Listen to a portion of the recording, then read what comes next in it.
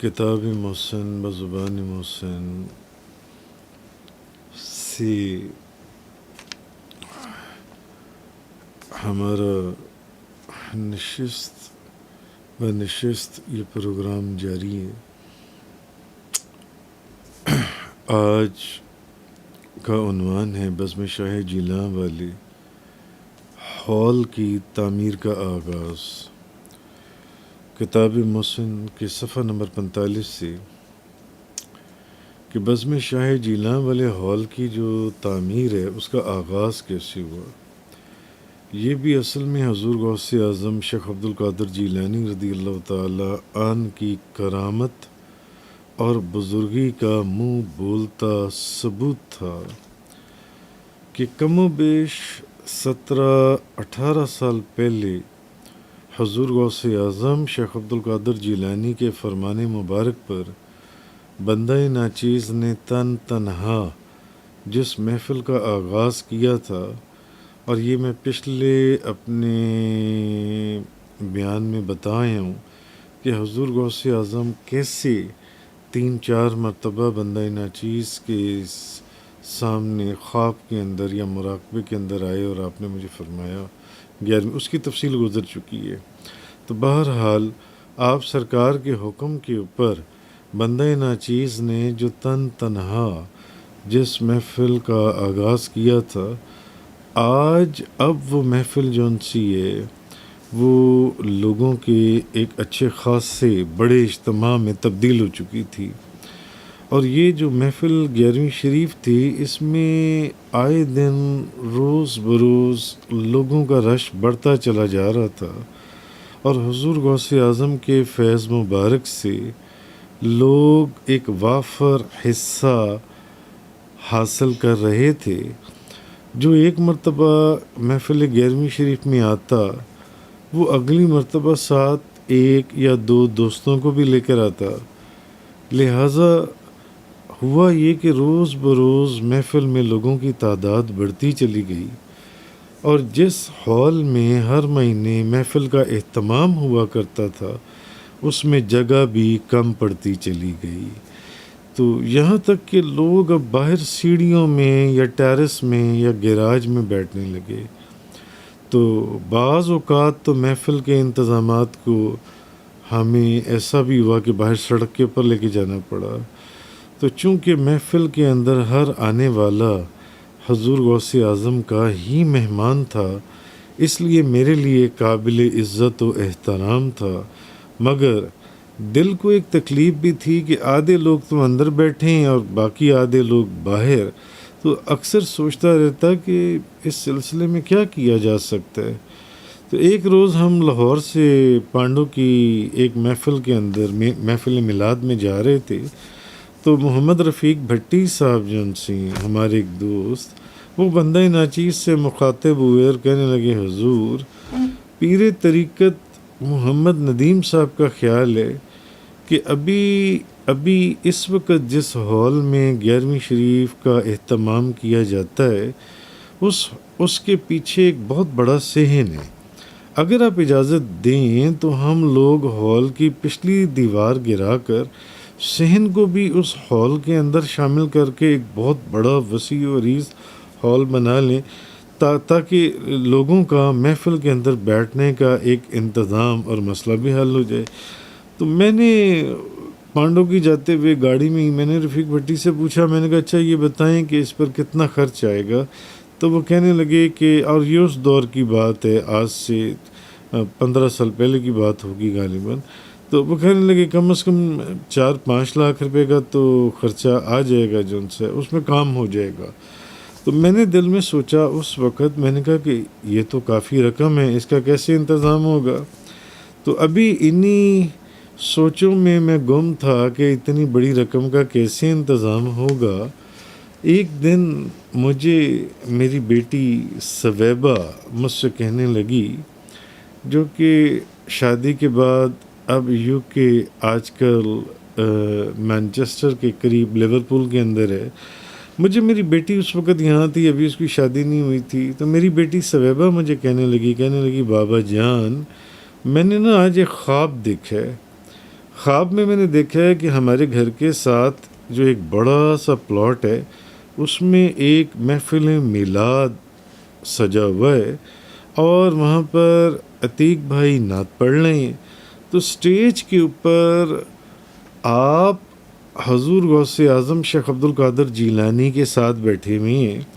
اور خواب میں نے دیکھا ہے کہ جیسا لباس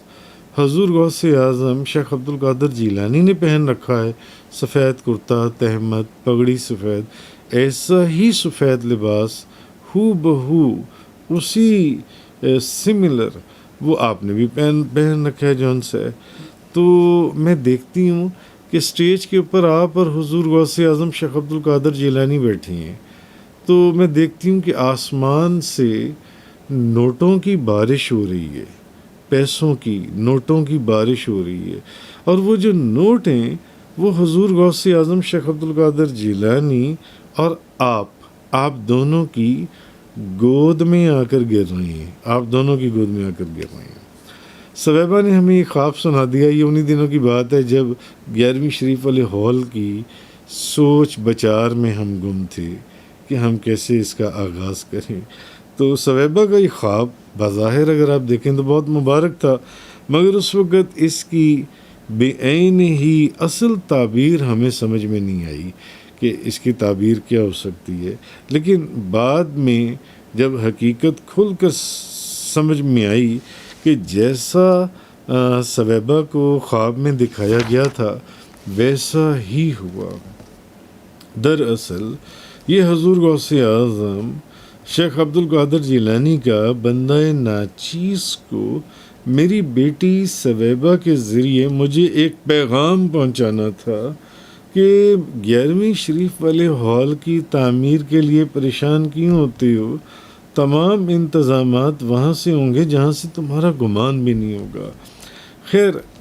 دوسری طرف رفیق بھٹی کا اصرار بڑھتا چلا جا رہا تھا، تو چند دوستوں سے مشاورت کی اس 11ویں شریف والے ہال کے لیے، اور یہ جولائی 2007 کے اندر مدینہ طیبہ مسجد نبوی میں گنبد خضرا کے سامنے روضہ رسول کے قریب یہ میٹنگ ہوئی. اور اس میٹنگ میں رفیق بھٹی صاحب بھی تھے اور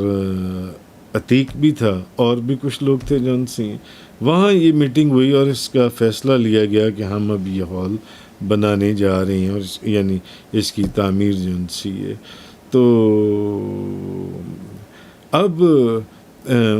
رفیق کچھ دوستوں کی مشاورت کے بعد موجودہ جو ہال تھا اس کی پچھلی دیوار گرانے کی اجازت دے دی. کہا کہ چلیں جی دیوار گرائیں اور آپ اس ہال کو بنانے کا آغاز کریں. دیوار گرنے کی دیر تھی کہ حضور غوث اعظم کے فیض مبارک سے دنیا نے پھر جو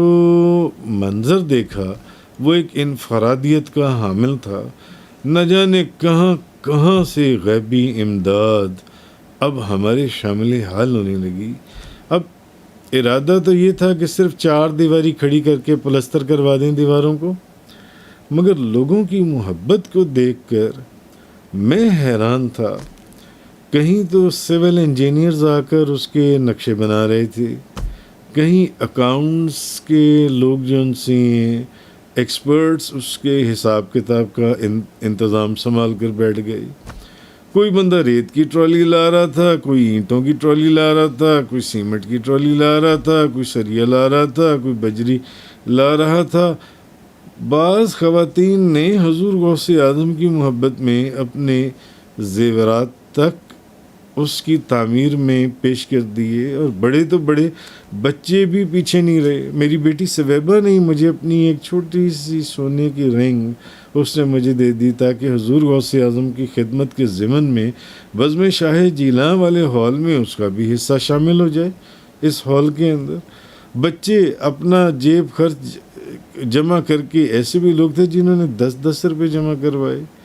تو وہ ہدیہ ڈالتے تھے کم و بیش. اور ایک عجیب منظر تھا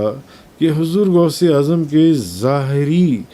زمانے حیات کی یاد جو تھی وہ تمام دوست احباب کو اس ہال بزم شاہ جیلاں والے ہال کی صورت میں ایک چھوٹی سی جھلک دکھا کر ہم سب کو تازہ دم کر گئی تھی، جیسا کہ بغداد میں جب مدرسہ نظامیہ کی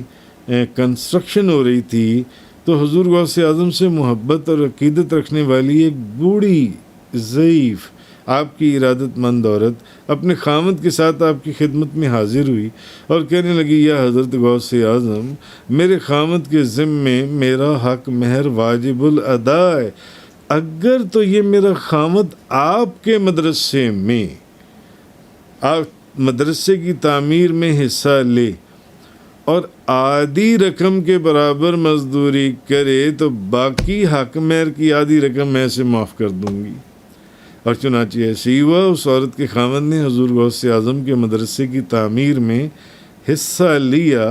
اور یوں اپنی بیوی کا حق مہر بھی ادا کر دیا اور تعمیر کے ضمن میں پیر و مرشد کی بارگاہ میں حاضری بھی لگوائی۔ تو اس ہال کی تعمیر آگے کس رخ کے اوپر کنورٹ ہو جاتی ہے، یہ انشاءاللہ میں آپ کو اگلی نشست میں عرض کروں گا۔